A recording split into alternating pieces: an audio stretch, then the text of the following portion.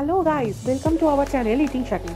আজ আমরা চলে এসেছি মধ্যমগ্রামের এক দুর্দান্ত বাফেট ট্রাই করতে, যেখানে পিৎজা বার্গার থেকে আরম্ভ করে chicken breast, chicken popcorn, crispy chicken কি নেই। হ্যাঁ, ঠিকই ধরেছেন, আমি চায়ের বাড়ির কথাই বলছি। ভীষণ এক্সাইটেড হয়ে গিয়েছিলাম বুফেটা ট্রাই করতে। 299 রুপিসের আনলিমিটেড বাফেট।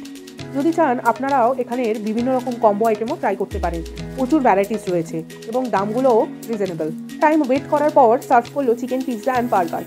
চিকেন পিৎজার ব্রেডটা খুবই নরম এবং টেস্টটাও খুব ভালো ছিল। নর্মাল মিওমরে বা সুগার অ্যান্ড স্পাইসের যেমন পিৎজা হয় তেমনই। বার্গারটার ভিতরে এতটাই সস অ্যান্ড মেয়োনিজ দেওয়া ছিল যে ঠিকভাবে খাওয়াই যাচ্ছিল না, চারদিক থেকে বেরিয়ে স্প্রেড হয়ে যাচ্ছিল।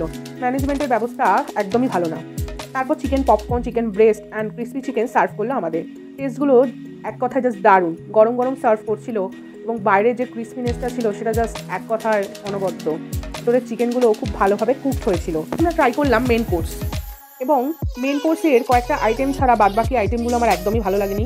তাই আমি তোমাদের সাজেস্ট করবো যে স্টার্টার আইটেমেই তোমরা পেট ভরে খেয়ে নিও, ও মেন কোর্সের জন্য পেটে বিশাল জায়গা রেখো না, কারণ কয়েকটা আইটেম একদমই ভালো লাগবে না। বাট কয়েকটা আইটেম ঠিকঠাক ছিল, যেমন ক্রিসপি বেবিকর্ন, ঠিক ক্রিসপিনেসটা ছিল না বাট ভালো ছিল। পাস্তা, চিলি চিকেনটা ঠিকঠাক, বাট যেরকম মেন কোর্সটা আশা করেছিলাম সেরকম ছিল না একদমই।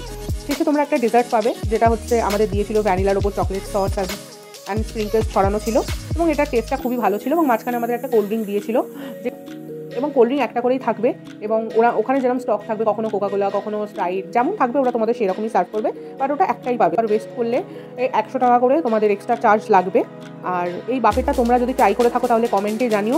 আমি এই বাফেটটাকে 10-এর মধ্যে 6 রেটিং দেবো। ভালো লাগলে পাশে থাকবেন, আর আমাদের ভিডিওটা কেমন লাগলো কমেন্ট করে জানাবেন।